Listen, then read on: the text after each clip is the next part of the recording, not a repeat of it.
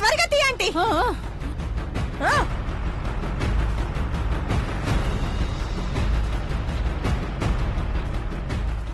రే రే నన్ను కొట్టి వాళ్ళు బండెత్తుకు వెళ్ళిపోయారా? పిచ్చోళ్ళు ఎవరు చెబుతారు ఏంటో. పదరా రండి. అయ్యో పదండి.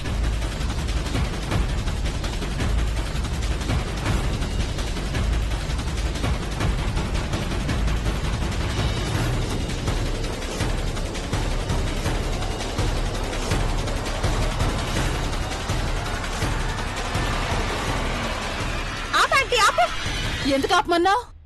ఈ పాటికి పోలీసులకి ఇన్ఫర్మేషన్ ఇచ్చేస్తుంటారా ఆంటీ? మనం ఈ బండిలో ఉండకూడదు, తప్పించుకుని పారిపోదాం. రా, మనల్ని ఈ స్థితికి తీసుకొచ్చిన వాళ్ళంతా చూశాకే ఇంట్లో అడుగు పెడదాం. సరేనా? పదాంటి, రా పద.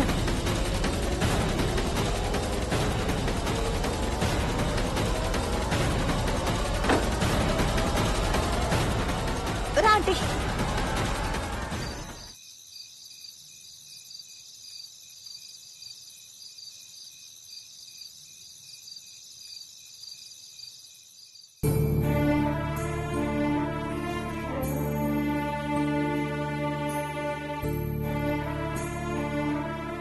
ఈడు ఏడిగా ఉన్నా ఆడ కాశ్మీర్లో సలేత్తదని శనిబాబు గారు చెప్పినారు.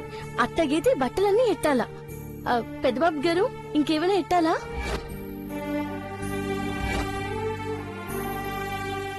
ఏటి మాట్లాడు మిమ్మల్ని శ్రీవారు. నీకు నచ్చినట్టు పెట్టు పార్వతి.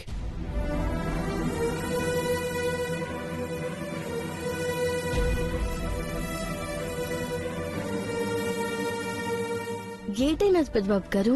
నువ్వు ఇటలీకి వెళ్లకుండా ఆగిపోవడం నాకిష్టం లేదు. ఆడికెళ్ళకపోతే ఏంటి? నేను మీ వెంట వస్తున్నాను కదా. చూపు రావడానికి ట్రీట్మెంట్ ఇస్తున్నారు, కానీ నీకొచ్చిన అవకాశం అస్తమానం రాదు పార్వతి. కంపెనీ పెట్టిన 6 నెలలలోపు నువ్వు సాధించావంటే నీకు ఎంత పేరు వస్తుందో తెలుసుకోలేకపోతున్నావు.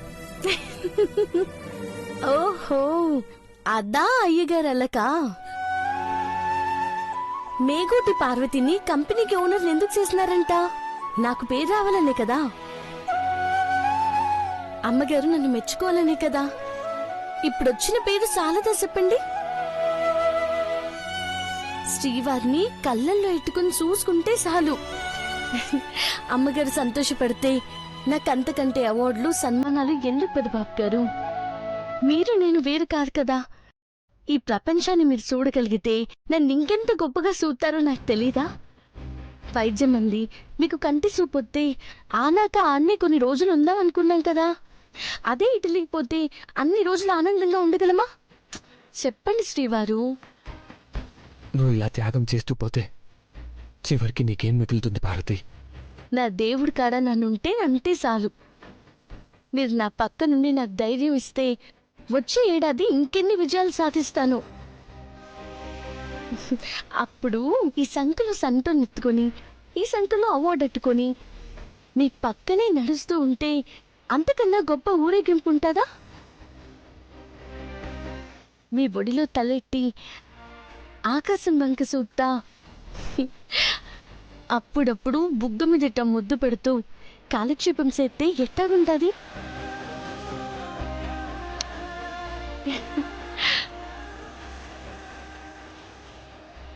అమ్మయ్యా, ఇప్పుడు నవ్వినారు.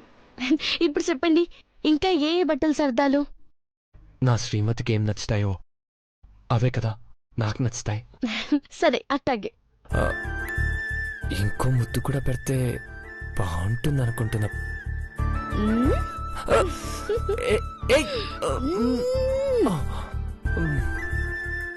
పార్వతి, పార్వతి మళ్ళీ వెళ్ళిపోయావా?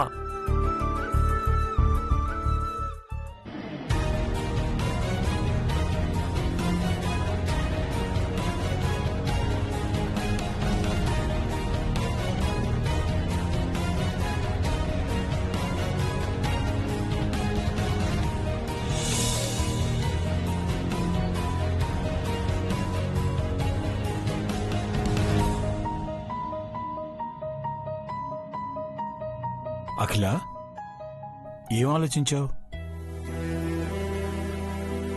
ఎంత ఆలోచించినా నిర్ణయానికి రాలేకపోతున్నానండి. పెదబాబు సంతోషంగా ఉండాలి అని నేను చేసిన పొరపాటు ఇప్పుడు కొడుకు భవిష్యత్తుకి అడ్డుపడుతుంది అంటే నాకేం చేయాలో పాల్పోవడం లేదండి. కన్న పేగు మీద ఉండే తీపితో చేసిన పెళ్లి ఇప్పుడు తల్లిదండ్రుల్నే కట్టిపారేస్తుంది అఖిల. ఇందులో నుండి బయటపడకపోతే మన మీద మనకే కోపం వచ్చి అప్పుడు ఎటువంటి నిర్ణయం తీసుకుంటామోనని భయమేస్తోంది. ఇప్పుడేం చేయమంటారండి? ఈ టైంలో ఏ డెసిషన్ తీసుకోమంటారు? పెదబాబు పార్వతుల్ని బయటికి పంపించాలి అనుకున్నాం. కంటిచూపు రావాలని వైద్యం కోసం వెళ్తే పర్వాలేదు. కాని మనం ఆశీర్వదించామని ఇంకొకలా ఆలోచించి భవిష్యత్తుని నిర్మిస్తే?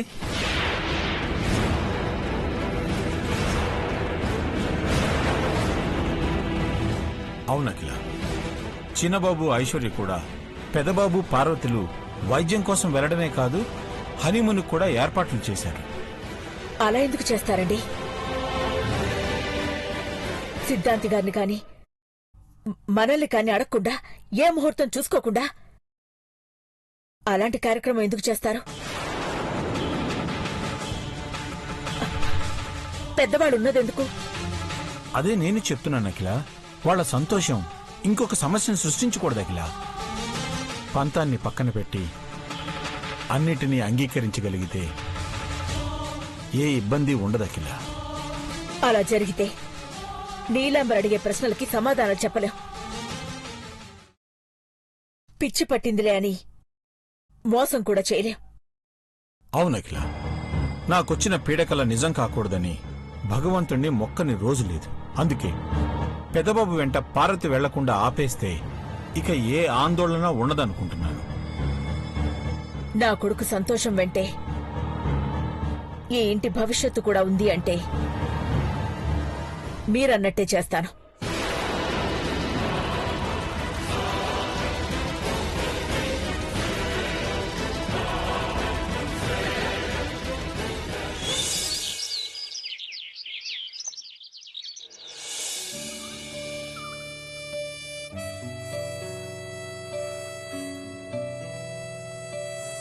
పార్వతి, పార్వతి, పార్వతి! కిచెన్ లో ఉన్నాను చిన్నమ్మాయి గారు. ఇంకా నువ్వు కిచెన్ లోనే ఉన్నావా? త్వరగా రా, టైం అయిపోతుంది. అమ్మగారులకి కాఫీ అట్టుకొస్తున్నాను అమ్మాయి గారు. అబ్బా, నువ్వు పనులన్నీ చూసుకుంటూ ఉంటే ఎలా చెప్పు? ఒకసారి బయటికి రా. వస్తున్నాను.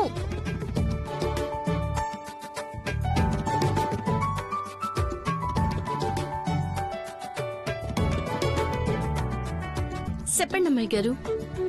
చెప్పాను, అయినా నువ్వు వినలేదు. ట్రే పట్టుకుని వచ్చావు కదా, వెళ్ళి సర్వీస్ చేయిపో. కోప్పడకండి అమ్మాయి గారు. అమ్మగారికి అయ్యగారికి నన్ను కాఫీ ఇస్తే కానీ నాకు ప్రశాంతంగా ఉండదు. నువ్వే ఇవ్వాలా? ఇంకెవరికైనా చెప్పొచ్చు కదా. లేదమ్మాయి గారు, నాకు నీడనిచ్చి నన్ను ఇంతదాని చేసిన ఆ దేవుళ్లకు నన్ను సేవ చేస్తేనే నాకు తృప్తి. టైం దగ్గర పడితే అప్పుడు కంగారు పడద్దు. సరే, త్వరగా వెళ్ళిరా. అమ్మాయి గారి కోపం నిమిషమే. వస్తాను.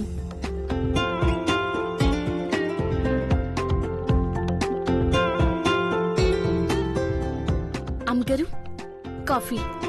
అయ్యగారు కాఫీ. అక్కడ పెట్టు. పార్వతి, అమ్మగారు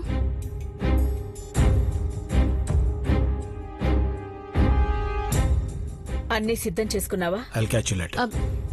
ఇంటి పనులని చక్కగా చూసుకోమని ముజ్జుమక్కతో చెప్పానమ్మగారు. ఈ 10 రోజులు ఎప్పుడు ఏం చేయాలో అన్ని చెప్పినానమ్మగారు.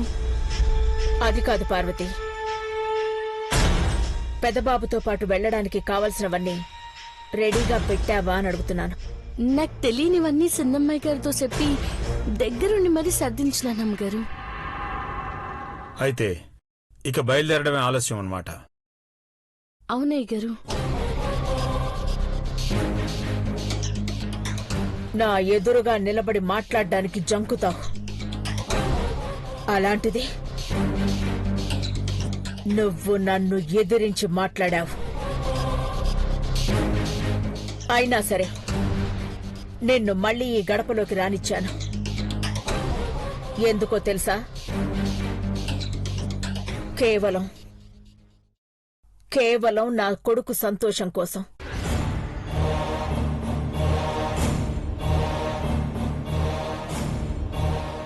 నువ్వు కూడా నాలాగే పెదబాబు కోసం ఏవైనా చెయ్యగలవని నాకు తెలుసు. నా జీవితం ఆయనకిచ్చేస్తున్నాను అమ్మగారు. ఇంకా నన్ను చేసే దాంట్లో గొప్పేముంటది? పార్వతి, ఇంతకు ముందు నాతో ఒక మాట అన్నావు, గుర్తుందా?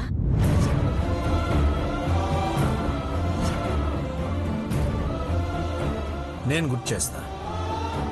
పార్వతి, పెదబాబు నీ మెళ్ళో తాళి కట్టినప్పుడు తన జీవితాన్ని నీ చేతిలోకి తీసుకోను అన్నావు. అప్పటికీ ఎప్పటికీ నువ్వు ఈ ఇంట్లో పని మనిషిలాగానే ఉంటానని చెప్పావు. గుర్తున్నది అయ్యగారు. అదే మాట ఇప్పుడు అడిగినా చెప్తాను. నన్ను మీ పని మనిషినే. చెప్తే సరిపోదు, నువ్వు బతికే విధానం కూడా అలాగే ఉండాలి.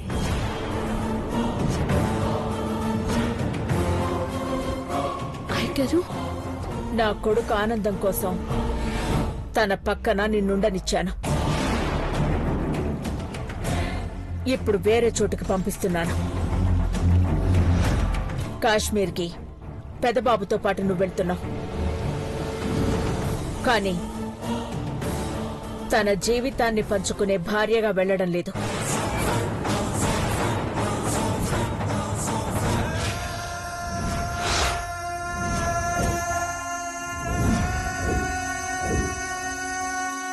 ఇందాక నువ్వు అన్నావు కదా, అలాగే పని మనిషిలానే.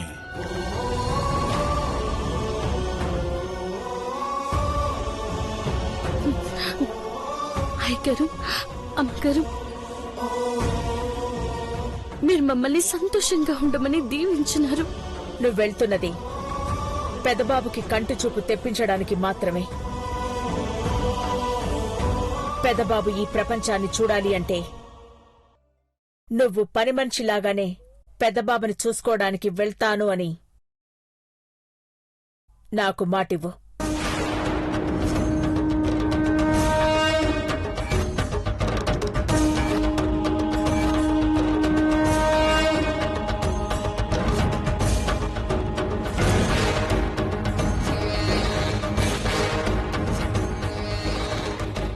మాటివ్వు పార్వతి, లేదంటే నువ్వు ఇక్కడే. మాటిస్తాను అయ్యగారు. నన్నెంట పోతాను. పెదబాబు గారికి కంటి చూపు తెప్పిస్తాను. మీకు మాటిస్తున్నాను.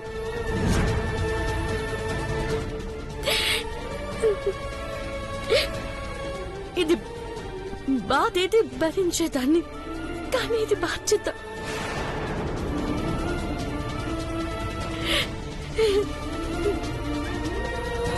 ఈ బరువు మోస్తాను. మీకు మాటిస్తున్నాను.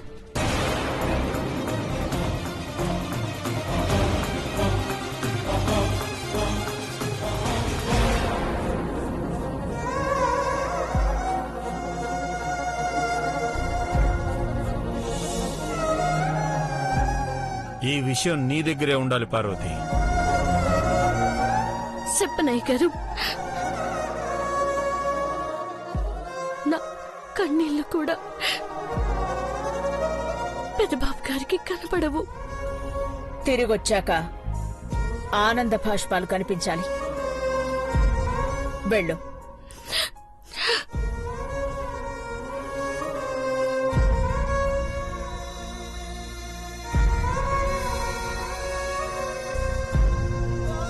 నా కొడుకు కళ్ళల్లో వెలుగొస్తే తన జీవితంలో వెలుగొచ్చేలా చేస్తాను.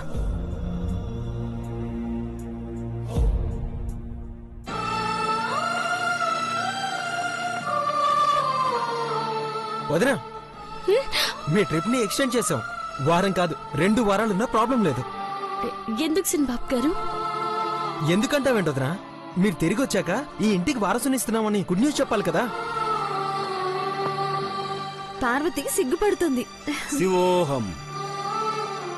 నమస్కారం నమస్కారం, సిద్ధాంతి గారు. సిద్ధాంతి గారు. కూర్చోండి. ప్రయాణానికి సిద్ధమయ్యారా పార్వతి? అవును స్వామి. సుపుత్ర ప్రాప్తిరస్తు.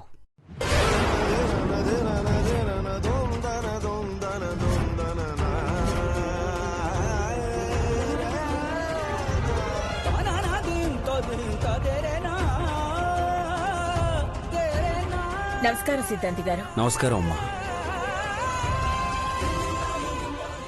అమ్మా అఖిలాండేశ్వరి, ఈ పౌర్ణమికి మీ ఘట్టమనేని కుటుంబానికి మంచి జరుగుతుంది. శుభశకునం గోచరిస్తోంది. సుపుత్ర ప్రాప్తిరస్తు అని పార్వతిని ఆశీర్వదిస్తే శుభశకునం అని ఎలా అనుకుంటాం సిద్ధాంతి గారు? అంతా సవ్యంగా జరుగుతుంది. మీ మనసులో ఉన్న అనుమానాలన్నీ పక్కన పెట్టేయండి. సంతోషంగా దేవాపార్వతులను సాగనంపండి.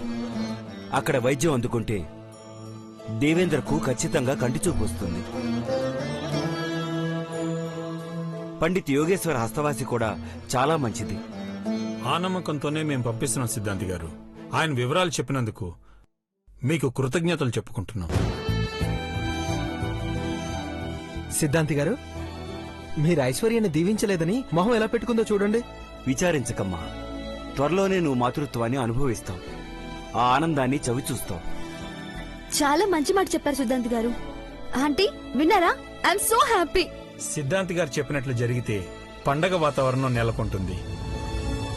మీరు ఆశీర్వదించిన అమ్మగారు ఇంకా నా మీద దయ చూపలేదు స్వామి. ఈ ఇంటి దేవత అంగీకారం లేకుండా ఏది జరగదు. ఆలయంలో హోమం జరిపించాలి. నాకు సెలవిప్పించండమ్మా. అలాగే సిద్ధాంతి గారు. శివోహం. పార్వతి, లగేజ్ ఒకసారి చెక్ చేసుకుందాం రా.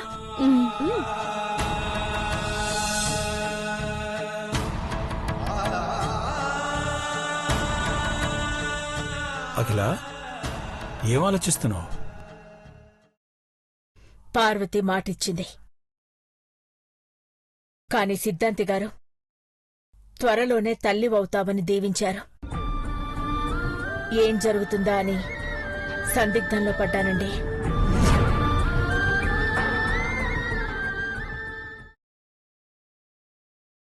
అరే రే, ఏమైంది అమ్మాయి గారు?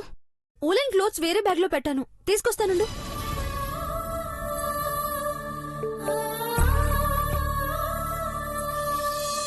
వాటి అవసరం లేదమ్మాయి గారు. వెళ్ళేది మా సంతోషం కోసం కాదు, ఈ ఇంటి సంతోషం కోసం. పెద్దబాబు గారికి కంటి చూపు రావడం కోసమే. ఏం మర్చిపోయినా ఈ బ్యాగ్ మాత్రం మర్చిపోవద్దు చెప్తున్నాను. ఎందుకమ్మాయి గారు దండగా? దండగా? అదేంటి పార్వతి, నువ్వు వెళ్లేది కాశ్మీర్కి. ఎంత చలిగా ఉంటుందో తెలుసా? ఓహో, ఎందుకొద్దంటున్నావో ఇప్పుడు అర్థమైంది. పక్కనే హక్ చేసుకునే బాగుండగా ఇవన్నీ ఎందుకు దండగా అనుకుంటున్నావు కదూ? చిలిపి పనులు చాలా చేయాలి పార్వతి. ఏం చేసుకున్నారో మళ్ళీ నాకు చెప్తావు కదా? ప్రామిస్? ఏ కొంచెం నవ్వు. సిగ్గుతో అలా సైలెంట్ గా ఉంటే ఎలా? అమ్మయ్యా, నువ్వు నవ్వితే ముత్యాలు రాలినట్టే. ఇదిగో పార్వతి, నీకు నాకు ఒక హెల్తీ కాంపిటీషన్ ఉంది. అంటే కోడళ్ల మధ్య ఆరోగ్యకరమైన పోటీ. పోటీయా? మన మధ్య ఎందుకు అమ్మాయి గారు? కంగారు పడకు పార్వతి. నేనంటున్నదేంటంటే మనిద్దట్లో ముందు ఎవరు గుడ్ న్యూస్ చెప్తారో చూద్దాం అంటున్నాను. ఏమంటావు? దేవుడు చాలా విచిత్రమైన వాడమ్మాయి గారు. మీకు పిల్లలు పుడితే ప్రాణాలకి ప్రమాదం పెట్టినాడు. నాకు పిల్లల్ని పుట్టే భాగ్యం ఇమ్మంటే తర్వాత చూద్దాంలే అని ముఖం చాటేస్తున్నాడు. హలో, ఏంటి అప్పుడే కలల్లోకి వెళ్ళిపోయావా? కాశ్మీర్ అందాల్లో నువ్వు బావా పాటలు పాడుతూ ఆటలాడుతూ ఆహా, ఆ ఎంజాయ్మెంటే వేరనుకుంటా. అవునా?